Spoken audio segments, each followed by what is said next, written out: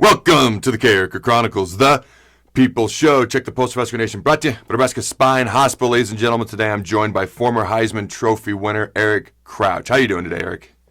I'm doing great. How about yourself, Adam? Hey, man, it's just another normal year. Nothing completely different, unusual, or off the wall at all. So, how's 2020 treating you, man? Man, it's been a crazy year. I mean, in all, I think all phases, work and sports and just life in general. But pretty good, man. I mean, family is healthy and business is going good, so no complaints. Awesome. So, obviously, we're going to chat a little bit of Husker football today. So, very early season, limited amount of games. What have you seen, all right, from the Huskers offense so far this season? Well, offensively speaking, I think there's room for a lot of improvement, but I've seen some good energy from them, and I think that's key to come out and feel like you've got something. I've seen good spirits, those types of things. Obviously, I've got some playmakers and guys that are tough, but you obviously, when you're talking offense, you got to get the ball across the goal line. You got to score points, and it helps your team win games. So obviously limited exposure so far this year with playing, but still lots of opportunity, and obviously as this team knows, there lots of growth still right in front of them. So I'm just as excited to watch their growth as anyone else. So you talked about some of the positive things, the energy, the enthusiasm that they've had. What are some of the areas that you think they need to see some of that growth in, some of the ones that stick out to you? Yeah, I mean, I think just tempo of the offense and just, continuing to move the ball and not get sacked or have a bad play to change momentum. And they have a great play, or, Adrian makes a nice play in the air or with his feet. And then the next play is a sack or something of that nature, or a dropped pass, or, a scramble that just doesn't go well. So just like getting into a rhythm, I think is something that needs to be improved on in a large way, for an offense to be real successful. So that's actually a question I've written down here to ask you. Why do you think, since Scott Frost arrived, we kind of expected to see more higher up-tempo type offense? Why do you think we haven't seen that since Scott's gotten here? Well, I don't know what the reasons are exactly. I haven't really dug in and thought too hard about that, but it may be just, the youth, changing of the culture. Football is dynamic. There's like a lot of things that go on in programs and locker rooms and out of practice and whatnot. But for whatever reason, they just haven't been able to find that fine tuning, element that allows everything to really run on high cylinders in conjunction with one another in a consistent way.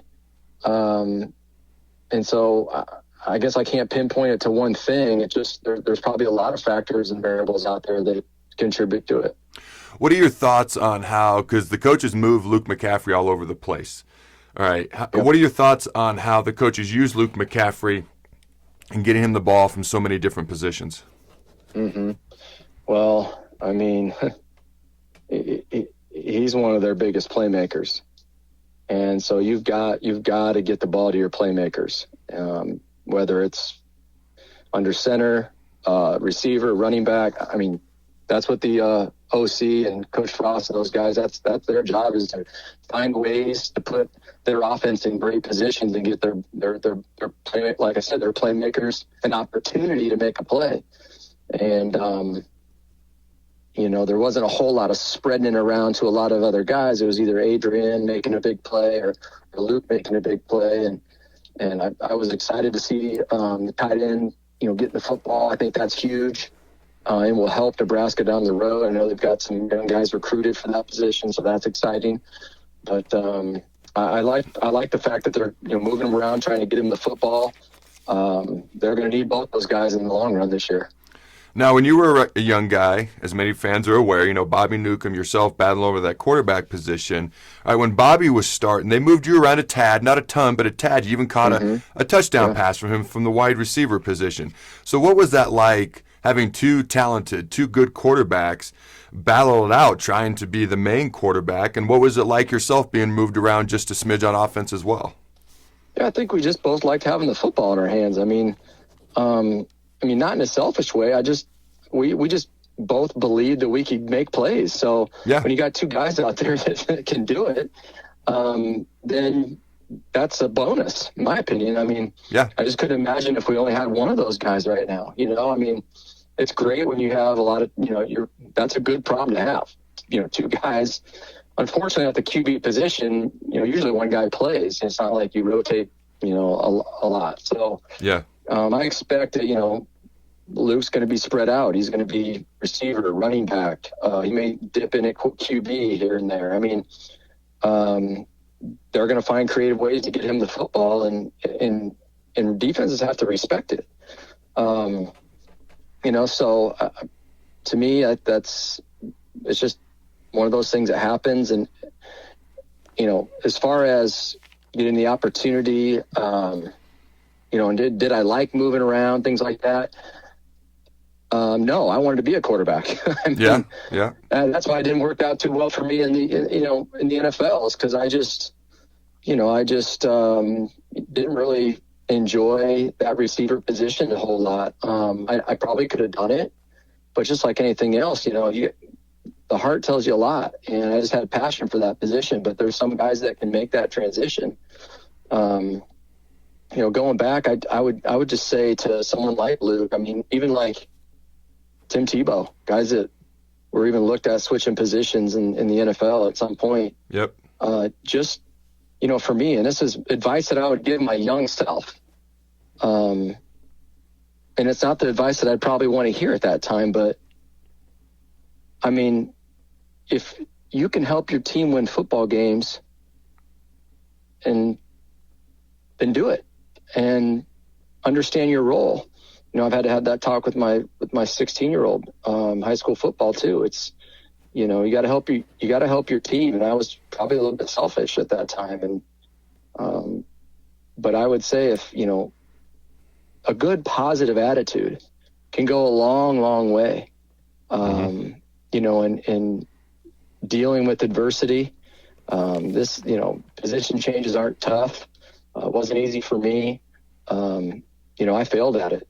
And so for me to go back and be able to talk to my younger self or say something to some of these guys right now, they're struggling with something. I mean, football guys are moving around all the time. So, keeping a positive attitude and doing everything you can to help your football team win. It's like the ultimate team sport, and I just love it for that reason. Yeah, I'm completely with you. Switching gears a bit, if you go back to the Ohio State game, there was just a few plays of it. Okay, they put Dedrick Mills at fullback, and they ran some of the old school Nebraska triple option offense. Okay, what did you think of them doing that versus Ohio State? It made yards. I mean, you can see why people have a tough time defending that. So, I mean, I really like the idea of kind of, being a transformer, out there and having this like identity, and then switching to the old school Nebraska looks here and there. And running some option. I mean, I know you excite a lot of people when they see it, especially some of the QBs that ran option there and were part of that old regime. But I think it's always, if you got athletes that can do it, you got an Adrian Smart guy. I mean, I think it's a no-brainer to have that in your package, because it eliminates a defender and puts you in a really good position for a big play. And I think Nebraska is really at the point of needing some really big plays offensively to just get momentum around and move the football. And because big plays are one of the things that's just been missing.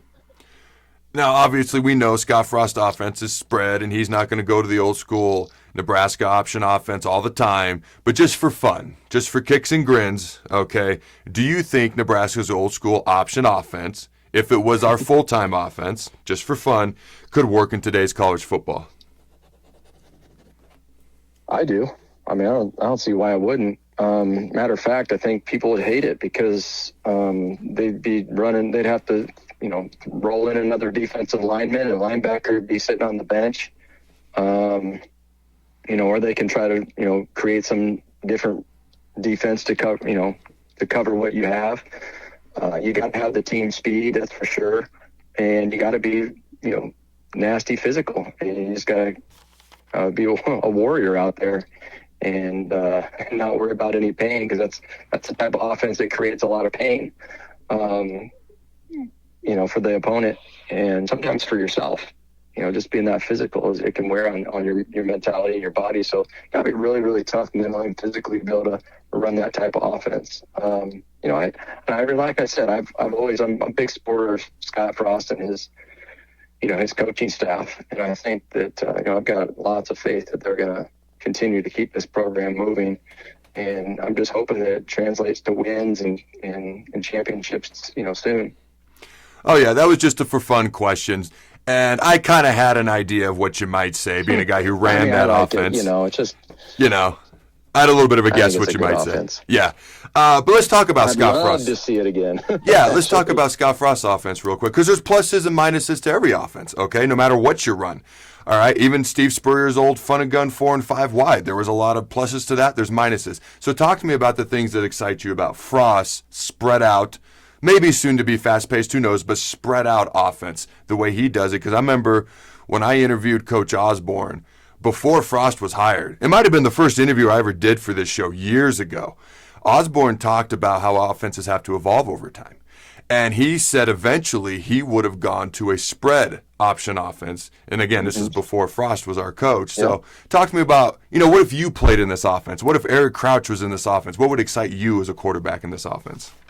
Well, I don't want people to take this the wrong way, but I feel like this offense allows you to gain yards easier. I mean, instead of saying I'm going here, this is what I'm doing. It was so predictable. Like now it's almost unpredictable. It's harder as a defense to know where that ball is going to be going. Is it going to go deep? I mean, are they going to run it? Is it a quick flick to the outside? Are they going to try to,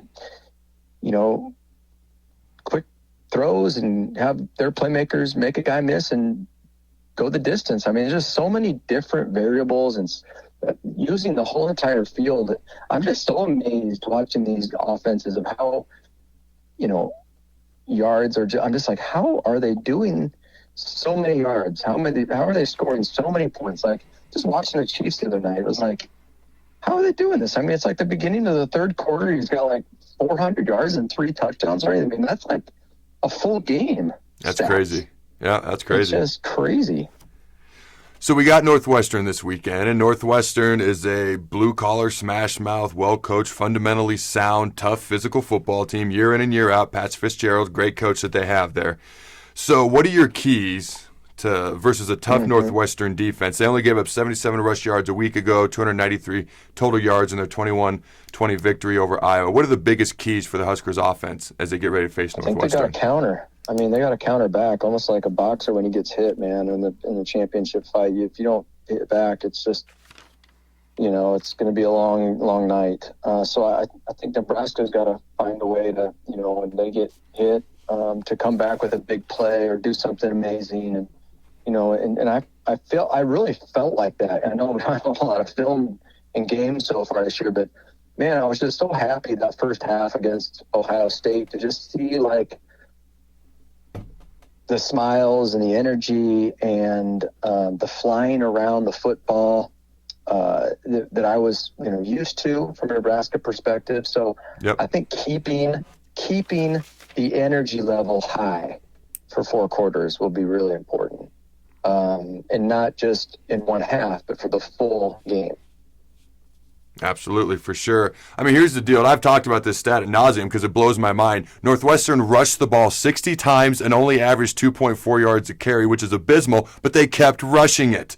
So, like you said, they're going to swing, and we got to counter back for 4 full quarters. So I want to thank you for your time, and I appreciate you joining the show, Eric. Oh, anytime, Adam. You know that, man. Enjoy the game. All right, until next time, Husker Nation, go big red, and always remember to throw the ball. Thanks again to our sponsor, Nebraska Spine Hospital. Ladies and gentlemen, when it's your spine, you do not want to mess around, and experience matters. That's why you can trust the experts at Nebraska Spine Hospital, the region's only spine-specific hospital. They are the best at what they do.